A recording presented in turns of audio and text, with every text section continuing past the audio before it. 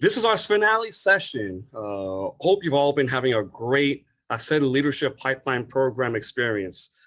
This is an empowering session, especially for our Latinas. It's our Latina Empower Executive Perspectives session, presented by Bank of America, our Latina champion sponsor.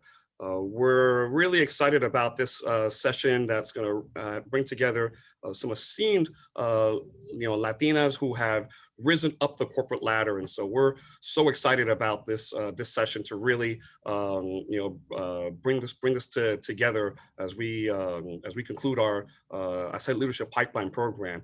So this session, again, is made possible thanks to Bank of America. Bank of America is our Latina champion sponsor. They sponsor all of our Latina sessions throughout the year. I'd like to introduce to give words on behalf of Bank of America is Jennifer Albach Rodriguez, Managing Director, Head of Acquisitions, Strategic Growth and Retention for Merrill Lynch Wealth Management, a subsidiary of Bank of America. Jennifer. Thank you, Sid, for that terrific introduction. It is such a thrill to be with you all today. I am truly humbled and honored to be a part of this forum. It really is about accelerating, these efforts on developing pipeline talent and having all of that come together on multiple fronts. I'm so proud of the work that Bank of America Merrill is doing and is committing to do its part. We are so invested in the Hispanic Latino community, from a whole host of fronts, not just being a great place to work for our employees, but also in supporting our clients and being proactive in our neighborhoods where we live and work and serve. And so, as we look to drive growth, we know that it is so mission critical to reflect the communities that we live in and we work in and we serve. And so that includes the 10 million Hispanic Latino consumer clients, the million small business owners. And it's so important for, us to really assume that role in society to address those barriers that exist for certain communities. And so, I hope all of you have seen some of the press around the $1 billion 4-year commitment and initiative to help drive economic opportunity, healthcare initiatives, to improving racial equality, and with a particular focus on helping to create opportunity for people and communities of color. This is on top of the $100 million in philanthropic grants that we committed in response to the coronavirus and the disproportionate effects that COVID-19 has had on communities of color. That's in addition to our annual $250 million in philanthropic grants and $250 million in capital to assist with lending to small minority-owned businesses. Later this month, we're also releasing a massive body of research that explores how diverse clients and communities think and feel and ultimately make decisions around wealth. And then, when we think about our workforce and our teammates, we have 16,000 members strong Hispanic Latino organization for leadership and advancement, which is OLA, our employee network, which is purely dedicated to promoting inclusion and professional development, of Hispanic and Latino talent. And we have, 200 plus highly engaged, highly energized leaders, Hispanic Latino leaders who form the Hispanic Latino Executive Council. And they are, dedicating their time on top of their day jobs to thinking about retaining talent, developing talent, and promoting Hispanic Latino talent. And so those are just a few quick words. Again, thank you so much for this opportunity. I know we're excited to get into the panel. I know I am. But before that, I would love just the opportunity to share this brief video with everyone.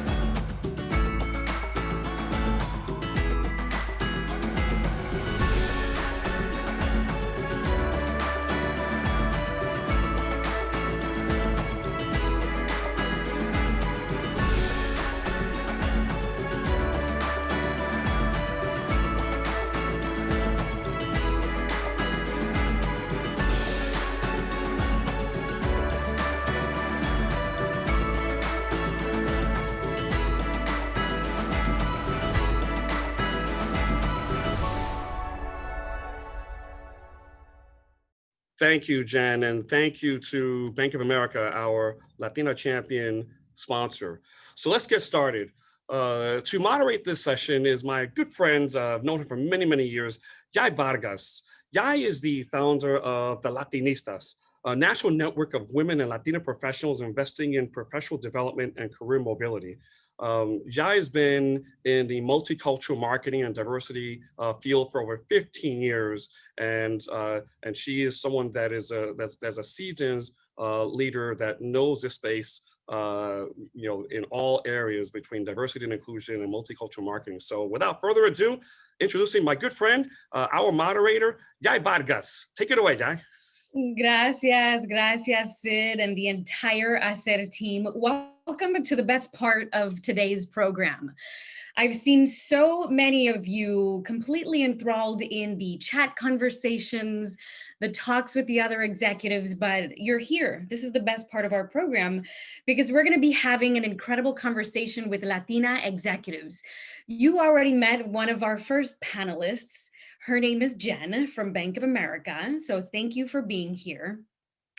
Our panelists are going to be exploring how Latinas can move into high-level corporate positions without having to abandon their Latina identity, as well as fostering an environment of determination and authenticity. Our speakers are also going to share their personal journeys and firsthand accounts on how they actually broke through professional barriers and overcame a number of challenges to find career success in corporate America.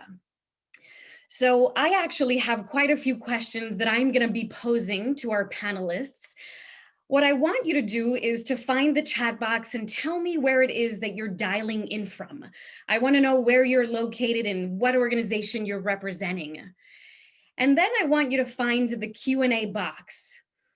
When we have 15 minutes left of our program at 5:15 Eastern time, I'm going to be looking at our Q&A box and I'm going to be positioning some of your questions to our panelists because I don't ever like to assume I know what you're interested in hearing about today.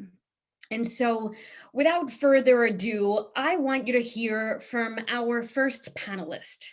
Amanda, please tell us a little bit about who you are and why you do the work that you do at Target. And in the chat box, tell me if anybody is here from Target. Hi, thank you, Jai. And thank you, Sid and the whole ACER team for allowing me to be part of this panel. To say I'm humbled is an understatement. And to be frank, for all of the audience, where you're sitting is exactly where I was sitting not that many years ago. And I'm just excited to take part in this conversation today. And to share a little bit about who I am, in thinking about this question, I'm a lot of things. I'm a mom, I'm a wife, I'm a daughter, I'm a sister, I'm a friend, and I'm a pretty fierce businesswoman. And my career in retail started, a couple of decades ago. And frankly, it started because I had to pay for college. And so I started at another retailer selling TVs and trying to figure out how to make ends meet. Little did I know, some years after that, as I was getting ready to graduate from the University of Texas at San Antonio, where I'm from and all my friends and family still are, I had the opportunity to interview with Target. And the reason I chose Target all those years ago was because I sat across from a Latina who looked like me that was a district manager. And it was the first moment in my career where I said, wow, I could do that. And so there's where my journey begins as an assistant manager, or what we call an executive team leader in San Antonio, all those years ago, going on 16 years now. And my journey began in San Antonio, but the great part of being in retail and working for a company that's nationwide is that my journey didn't stop there. And so I've had some stops along the way in South Carolina, in New Orleans, in Dallas, in Kansas City. And now I am currently here in the Chicagoland area, and I have the privilege to lead the 75 stores here in the Chicagoland group. And, really my job is about trying to bring our company purpose to life, which is about how do we help all families find joy in their everyday lives. And that's really about our guests, and it's about our team. And so, the other question you asked was around, why do I do what I do? And quite frankly, it's because my purpose in life really aligns well with what our company purpose is. I want to be able to find my own joy. I want to be able to help others find their joy. And I've been able to find that in retail and with Target. I think part of it ties back to this feeling of family and the ability to find a place where I feel like I belong. And now as I've moved up higher in the organization, having the opportunity to open doors for other people, other women, other leaders who might not have had an opportunity or seen what they wanted to do in their field. And then I really get to have a different challenge every day. And that makes me feel fulfilled and the ability to be able to continue to move forward and try to leave this world a little bit better than I found it. That's so beautiful. Thank you so much. You have quite a bit of followers and fans in the chat box. I'm not sure if you're seeing all of your team members at Target are freaking out, even when you mentioned San Antonio. So for those Amanda and Target fans that are out there, thank you for supporting her. And also, if you have access to tell us a little bit more about the type of work you do and who you are. Sure. Yeah, it's my pleasure. So I am, 13 years at Bank of America Merrill. I started out as an intern on an options trading desk, and really love to describe, my journey to where I am today as like a series of happy accidents, being a little bit prepared, a little bit ambitious, but really just a series of accidents that kind of unfolded for me. When I was thinking about, the future, I went to college. I had every intention of making my Dominican mother very proud of me by becoming a lawyer and going to law school. And so I was going to be an English major or a philosophy major. I ended up majoring in philosophy. I mean, I had no idea what a career would look like in wealth management and financial services. And so, imagine, my mom, that conversation when I'm like, yeah, I'm going to have an internship and I'm going to work on this trading desk. And, it was one of those moments where, your whole world changes in an instant. And I feel, very fortunate that I've been able to do a number of things beyond, trading options at the firm. And I think that, what I do today is so different from what I was doing, 13, 14 years ago. And what I think is kind of the moral of that story is just, being able to stretch oneself, in an industry or in a corporate. I mean, really it's limitless in terms of, what Latinas can do and bring to the table. And I know we'll get into it more, but, the sky is truly the limit. And so I can't wait to hear from all of the folks dialing in here and hear the questions and, just have a really great discussion. The other thing I'll just say is, like Amanda, I am a wife, a daughter, a sister. I am a new mom. I have a 6-month-old at home, fairly recently back from my maternity leave.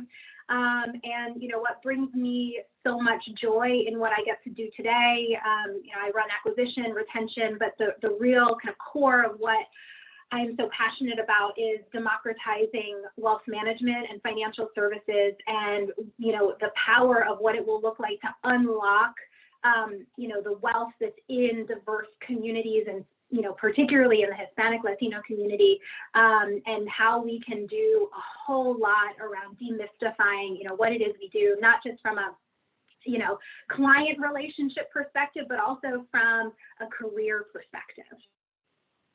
So thanks, Jai.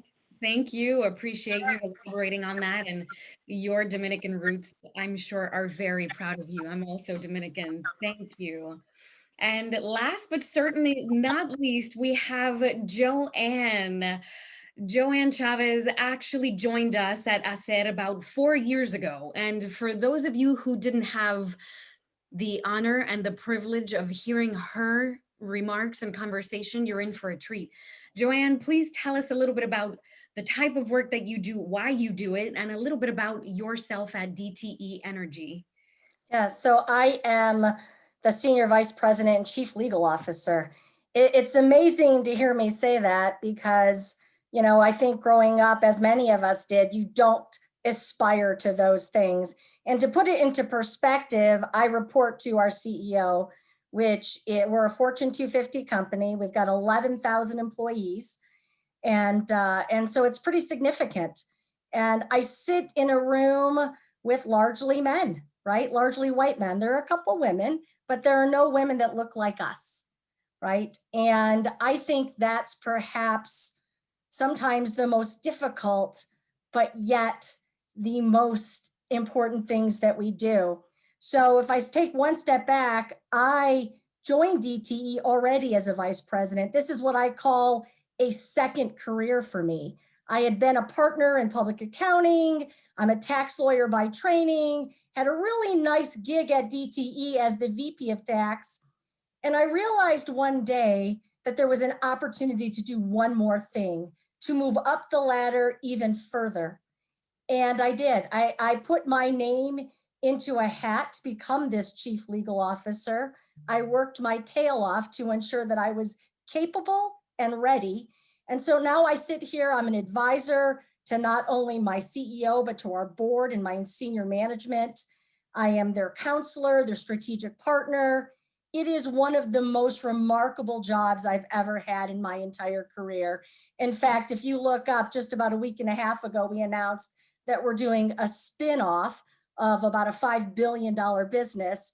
And it was myself, the CFO, our CEO that really worked on crafting the deal, right? And not often, again, when you're first generation or you have parents that are high school dropouts, do you ever envision that you're going to be sitting at the most powerful table of an enterprise? But here I am, right? And what I love about it is the ability to learn every day and to grow. But more importantly, the reason I pushed for this role was because I wanted more power to pull our community up. I wanted the biggest pulpit I could have to ensure that we could work together and move the community. So when I think about how I self-describe, and people have heard me speak before, have definitely heard this, I am not just a leader, I am a Latina leader. And that's really important to always note, because that identity, you can't break apart from yourself, not if you're really going to be truly successful. And with this power, I invest internally and externally. And I think that is also our obligation as Latino leaders who sit in these roles. So I'm not going to take up more time. I'm so excited to be here with you all. And I definitely look forward to chatting some more. Thank you. And the sentiment that I'm feeling in my heart and on my goosebumps is exactly what's happening in the chat box. You are so incredibly eloquent in the way that you articulate your confidence. As a Latina professional, we love the fact that you bring our community up. So thank you for doing what you do. If you ever write a book, I'm going to buy it. So I appreciate you. Now, my first question is for Amanda. Amanda, you have an incredible background and 15 years of experience at Target, 20 in total in retail, which is incredibly impressive. I also know that your roles have taken you to live and manage teams across many different parts and cities across the US.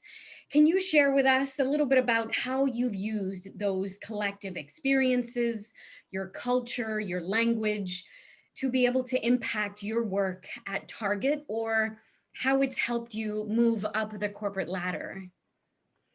Yeah, sure, Jen. That's a great question. I'll tell you, one of the hardest decisions I ever made was to leave home, to leave San Antonio about 11 years ago. I think one of the things that is really deep in our culture is family. And I live less than 5 minutes away from all of my family. And it was a really hard decision. But with that decision came such a wealth of knowledge. And listening to Tony Lopez's piece about emotional intelligence earlier today really resonated with me, because it was the opportunity that I've had. I've had the privilege to lead stores in 16 states in the US, and that has allowed me to meet so many different people of different backgrounds, of different levels of experience. And with that, I've been able to really form who I am. And I don't know that that would have ever happened in the same way if I hadn't had made the really hard decision to leave home. The other part about this adventure that I've been on, I do call it that, is that I tend not to be a risk taker. And I think somebody else mentioned this in an earlier segment, but my parents, it's about staying with a company and having a loyalty and staying in this job. And so the idea to take a risk to go do something different might not come as naturally to me. And this adventure I've been on has allowed me to see places and do things that I never imagined were possible. And I've just been really lucky to build relationships with people that have become mentors, that have become sponsors, that quite frankly, I sat across from one of my current mentors now. At the time, he was my boss's boss.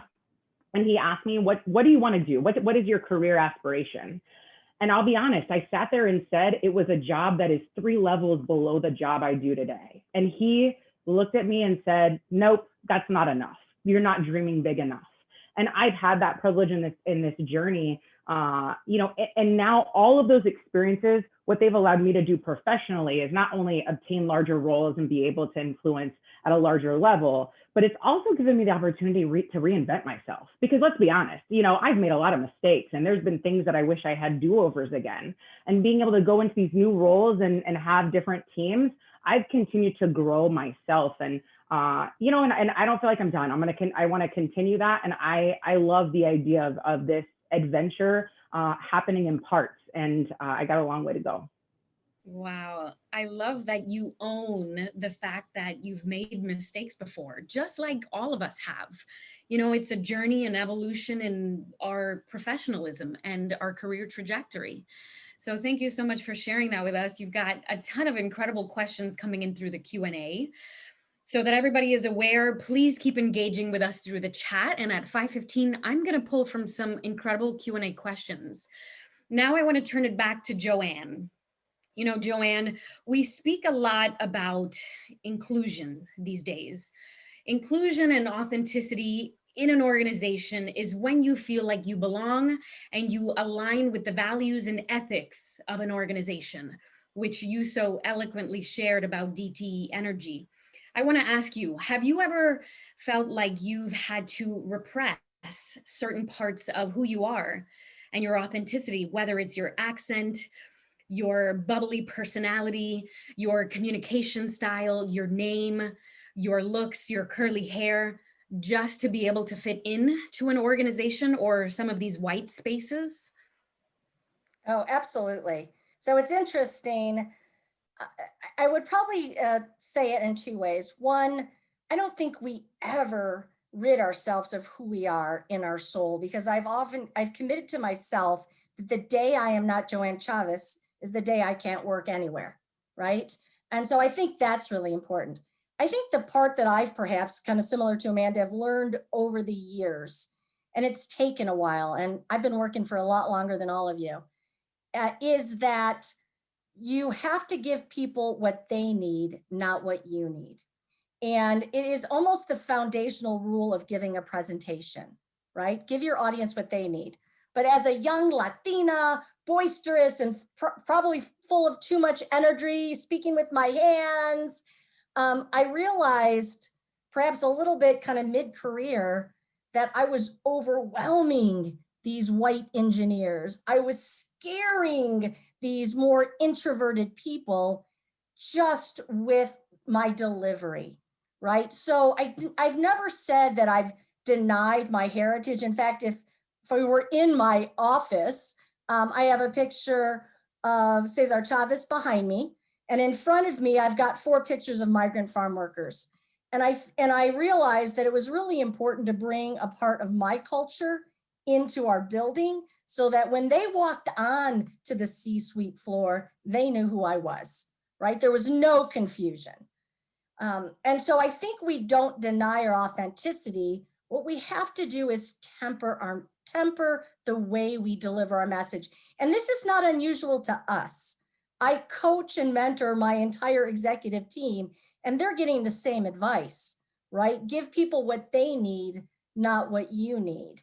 And so sometimes I have to be a little bit quieter, not as loud, and really think about the words I choose in order to be the most effective, right? At the end of the day, I need people to respond to the message I'm delivering.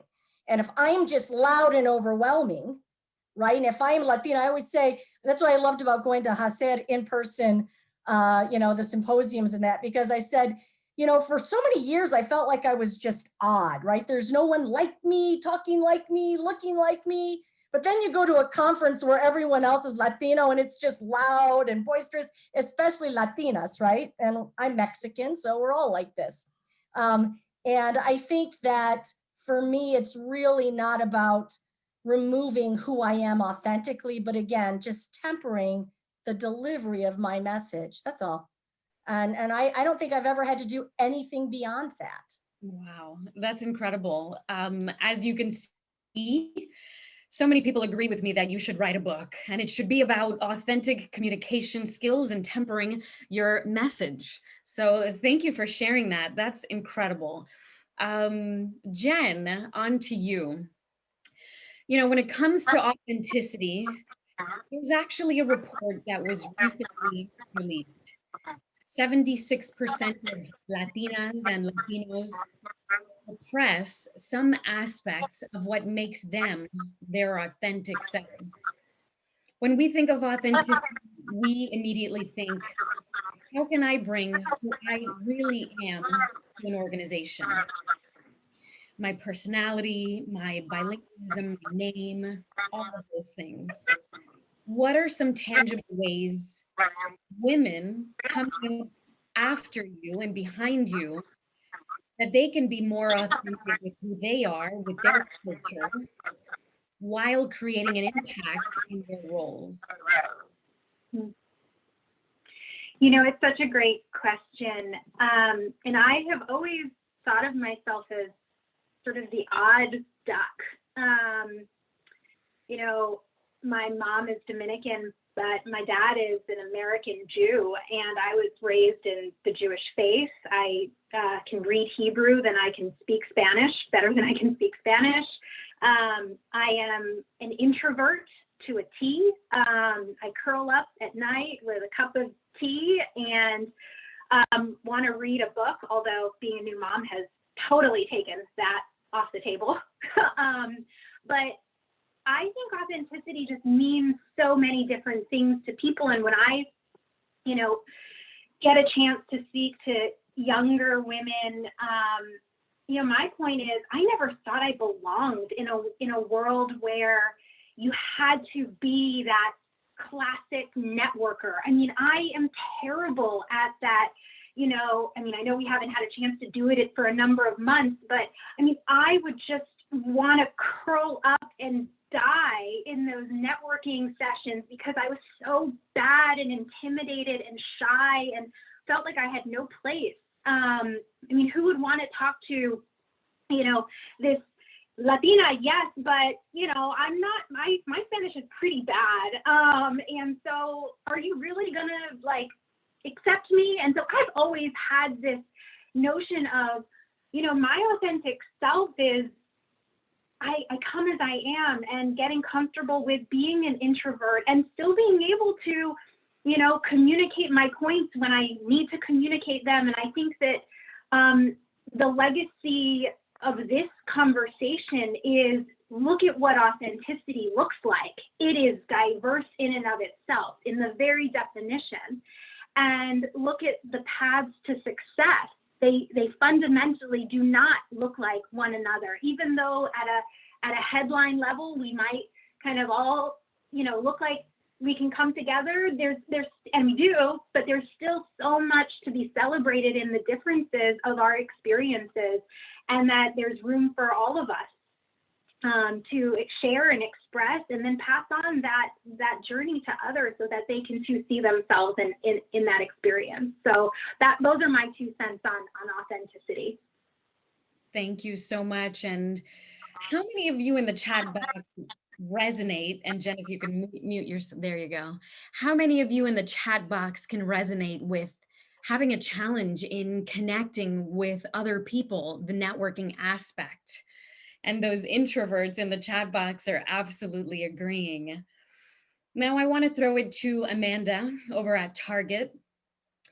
Due to the current racial injustice in this country and George Floyd, many organizations are now making some really important structural changes in diversity, equity, and inclusion. Can you tell us some of the ways in which you've implemented some meaningful tactics to improve company culture at Target that actually combats racial biases? Yeah, that's obviously a very important question right now as we reflect on George Floyd's murder and the response of all corporations and people post that trauma. I've been very proud of Target's response and what we've done from a corporate standpoint to create a REACH committee that's committed and what we're doing both internally and externally. And how we have approached the injustices and help support our team. Now, I'll speak a little bit about what we've done here locally and where I feel like I can play, because I think it's important we also understand that this is about individual action. This isn't just about large action. And part of that is what I would call the hard job of listening, because a lot of times we are programmed to want to go do something. And right now is the time to listen. And we've found a lot of progress and positivity through just having listening sessions, where allowing our team at all levels to be able to share their experience, their feelings, their anger, their fear. And this is a way to really allow people to understand and create a community of empathy. And we're able to do that by having some guardrails of inclusivity around that and encouraging everybody to be okay being uncomfortable. And that is not a place that that I don't know as humans, we like to play in.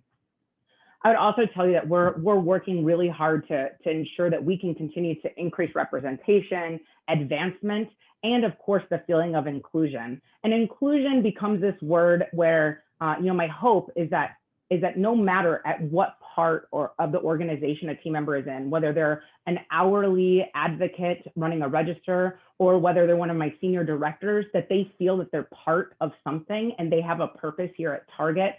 And we're only able to do that if we stop, we listen, we continue to develop at whatever level they're at, and we continue this conversation. Some of the bigger things some of the more organized things that we've done have also been creating diversity and inclusion councils and advisory boards so that we can create true tactics to make this happen. It's one thing to acknowledge it. It's the next thing to want to go do something, but then we do have to put some structure around how we're going to make it happen. And we have the opportunity to be able to represent the communities that we live in. And the same way I shared earlier that me sitting across the table from another Latina was the reason why I chose to start this journey. I'm hopeful that we can, as we continue to grow our representation for all races and ethnicities, that when we think to the future generations, they can all sit across from somebody that looks like them. I love that. Thank you so much for sharing your individual representation and the changes that you're making, as well as Target's, I think, organizational impact and strategies. We really appreciate that. You've got a number of fans in the chat box. So now my last question before I kick it over to all of your questions in the Q&A is for Joanne. Joanne, we recently recognized Latina Equal Pay Day on October 29th, which is the date that Latina professionals need to work until to make the same amount of money that a non-Hispanic white man makes just in 2019. Can you talk to us about some of the most difficult money conversations and what you've learned from those conversations whenever you've had to either negotiate a salary or ask for an executive promotion? Yeah, it's interesting. I remember looking at that, and it's hard to believe that in 2020, we're having to wait until October 29th to achieve that. It's actually unacceptable. And I hope that as we do more of this DEI work across the gamut, that we're going to see some systemic changes with respect to that date. And we can hopefully accelerate that. Otherwise, I've read studies that say it could take 150 years for us to achieve, and that's just women achieving pay equity, which means it's going to take double for Latinas to achieve pay equity. So I think what we have to first get over, when I think about my own negotiations and request for incremental compensation, as well as positions, is get over the immense sense of humility that we often grow up with. So I'll never forget getting my first, letter, offer letter, and almost being a little embarrassed. And I still joke, I tell people, only God and I know how much money I make today, right? Just me and God, because it's not something that any of us grow up with. So how do you gain comfort? As it is, again, I'll speak for the Mexican culture that I was raised in. You grow up with so much humility. You're just grateful for what you have, right? Keep your head down, mija, and everything will be just fine, right? And so it's very difficult to gain comfort, right, with the fact that I deserve this, I've earned it. Thankfully, with the internet now, it wasn't something I had as a young professional. You can now Google things to begin to figure out your value and your worth, so that you can go in now and negotiate from a position of power. I think the second thing beyond humility is that we also have to be okay with money is good. I had the great privilege of seeing the Honorable Sonia Sotomayor, and she said, money isn't bad, right? It's what you do with it that defines you, right? And so again, another thing, when you grow up in a culturally, socioeconomically, maybe unstable environment, you're not sure about what great wealth means and whether you should aspire to it. And I think we have to throw both to the side, right? And say, I need to be paid my worth, right? And I will advocate for it. And so before I took the general counsel position, the chief legal officer, I gave my HR woman a whole list of all the comps, right? I knew what the comps were. I gave them to her. I said, here's what I know my value is, right? And we have to be okay with that. And then again, we have to be okay with earning money. Now, I don't cast any negative shadows upon those who are doing some of the most noble work, right? But again, we will never get ahead unless we're sitting in the seats that we're all sitting in today. We won't. If we are all social workers and people that are doing, again, really important work, because of our fear of earning too much money, because of our perhaps overinflated sense of humility, then the Latinx next generation will never excel, will never progress. We need more people sitting in the C-suite. We need more people sitting in the boardroom.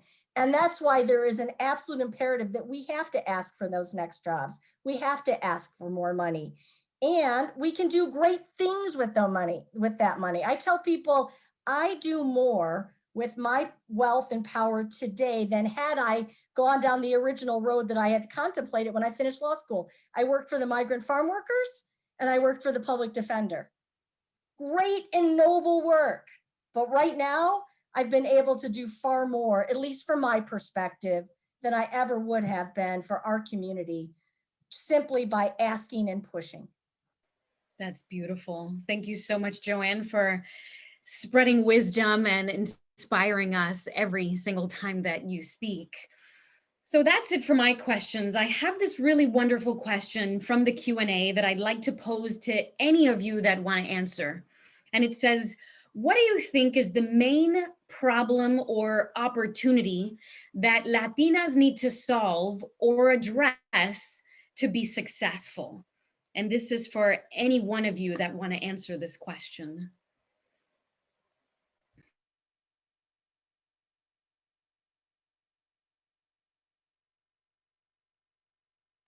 I mean, I'm happy chime in, I think it's just being fearless, and not being afraid to, raise your hand when that opportunity comes along, and it's okay to be 50% ready. The rule of thumb I give myself is if it doesn't scare the living daylights out of me, it is not the right decision.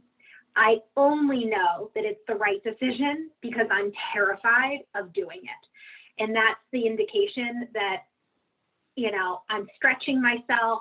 It's a challenge. And, I just subscribe to that mentality. And look, the other thing is you just also have to practice getting comfortable with making mistakes. I was always the perfectionist, the want to be perfectionist. I always wanted to make my family proud. And with that came being a perfect daughter, which translated into being a perfect wife, which translated into being the perfect employee, which translates now into, being a perfect mother. And the reality is that, oh my God, so far from perfect on so many fronts.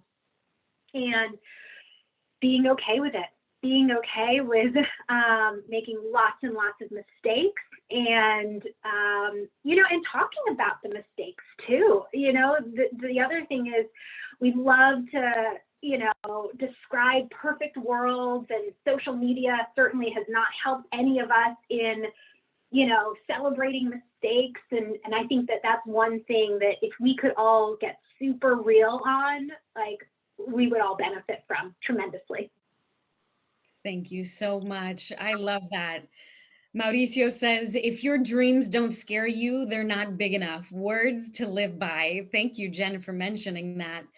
And now I have another question for either you, Joanne, or Amanda. What is it that you tell yourself when you're at a moment where you just can't give anymore and you're ready to give up? What are some of those words or affirmations, or what is it that you do when you're just desperate and you just want to give up? I can take that. Look, 2020 has created a lot of moments in time where I think many of us, have probably had a day where we have asked ourselves, like, this is hard and I don't know if I can. Ultimately for me, my mantra has continued to be to give grace to myself, to give grace to others. And when we do that, we can find that inner power to be able to move forward. And I also think it's okay to have a bad day. I think that there are times where we hold ourselves to this. We have to be the smiling one out there with the energy going and being the most positive voice at the table. And that is a huge part of who I love to be as a leader, but it's okay to have a bad day. And this year I've had plenty of them, and having the people around me to help support me when that happens has been important. Thank you so much for sharing that. And last but not least, before Sid comes and closes up our session, Joanne, I have a question for you.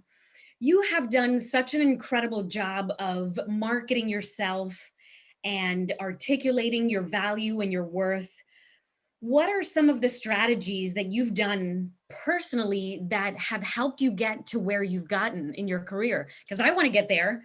And so many people in the chat box want to get there. What have you done to prepare yourself to get to your level? It's interesting, and I think probably many of us do it. I don't ever think I'm the smartest person in the room, but I'll guarantee you I work harder than anyone in the room, right? And I work to learn everything imaginable, that's out there. And, I think that's part of the pressure sometimes of being the first and only, right? I always say failure is not an option. I don't have a trust fund. There's no safety net behind me. It's me, right? And so when you have that, I always say, I grew up with grit before I knew there was a grit, right?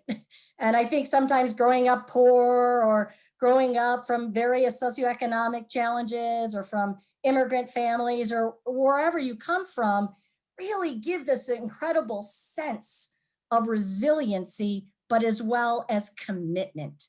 So again, I think that I never feel like I have an option to fail. Failure is never an option. So I will learn everything possible. Now, I always say I am probably not the smartest, but no one knows that, right? And I've chatted with our interns over the years, and we call it the relentless pursuit of excellence. It is the mantra that I live by. You have to be relentless. You're not trying to be perfect, but you're pursuing this excellence. And I think because of that, I think that has been the one thing that has been the constant as I've kind of pushed and grown throughout my career. That's incredible and so inspirational. Thank you so much. Everything that you're saying, I was like, I'm going to put that on a t-shirt. We need that. You need a TED Talk or a blog or a book or all of the above. Thank you, ladies, so much. Jen, for all of the work that you've been doing at Bank of America Merrill Lynch. Incredible job. Congratulations on being a working mother and being incredible at it. Amanda, you have an incredible team and a support system at Target over the last 15 years. Congratulations. And Joanne, what can I say? When all of those things come out for you, your blog, your TED Talk, your t-shirt line, count me in. I am a total believer and consumer. And hopefully the next time that we see each other is in person so that we can have this conversation and hug and be extremely proud of everything that we've accomplished as Latina leaders and executives. I appreciate you all for taking the time and energy to be in on this conversation with us. And Sid, my dear friend for many years, we love you and appreciate all of the hard work that you've done for us, Sid. Take it away.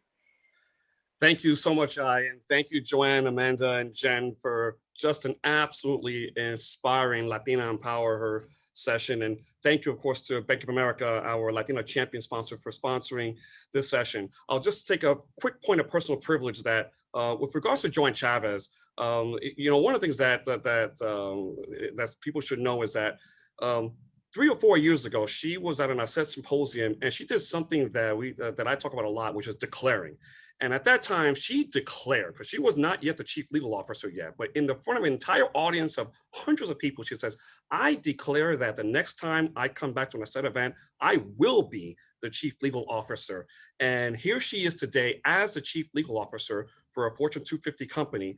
And so I just love the fact that she declared her pipeline to the C-suite. And so that's why, Joanne, thank you so much for your leadership. And Amanda, thank you so much for your support and your wisdom. And thank you to Target. And of course, to Jel Albach Rodriguez, thank you so much for everything you're doing at Bank of America. And Yai Vargas from the Latinistas, really appreciate you're an outstanding moderator, and just thank you so much. We appreciate your support. And so as we wrap up our Ascend Leadership Pipeline program, again, we want everyone just to make sure that, if you're sharing on social media, use the hashtag ACER events, HACR events. Thank you to all of our sponsors, particularly our co-host sponsors, PepsiCo and Target. And thank you to all of our sponsors, Prudential, Bank of America, JP Morgan Chase, Molson Coors, Toyota, and UPS. Also, a thanks to our SEB board of directors who gives us the direction on where we need to go as an organization that's advancing Hispanic inclusion in corporate America. But one thing that I want to make sure that as I conclude my remarks, thank you to our ASED staff. As you can imagine, our ASED staff has been working around the clock throughout the year, and pivoting to a virtual platform was, as you can imagine, for everyone was very challenging. But our ASED staff really came through. And in particular, I want to thank La Doctora Diversity, Dr. Lisette Garcia, our Executive Vice President and Chief Operating Officer, who will be leaving after 8 years with us, so that she will be the first ever Chief Diversity Officer at Penn State University. So if there are any Nittany Lions out there, La Doctora Diversity, Dr. Lisette Garcia is coming to Penn State near you. And so thank you to all of our staff, to Dr. Lisette Garcia and of course for all of you. And so now we look forward to seeing you in our networking reception sponsored by Molson Coors. So we will be, as we conclude here, just head over to our virtual reception and we'll all get to network with each other. And thank you all for your support of the Hispanic Association on Corporate Responsibility. We look forward to seeing you at our next Leadership Pipeline program. We wish you all the best, and just make sure that, as Joanne Chavez did with your career, just declare, just say, I will be the next C-suite executive at my company. And taking all the guidance that we've gotten all day, we hope that this will give you the pathway and the pipeline as you rise up the corporate ladder, so that we do that. And remember, as you rise up, don't forget where you come from. Keep that ladder at the base so that others can follow you up that corporate ladder. So with that, we'll talk more. We'll see you in the networking reception. Muchas gracias. And thank you so much for your support, as I said, and we'll see you at the reception now. Thank you.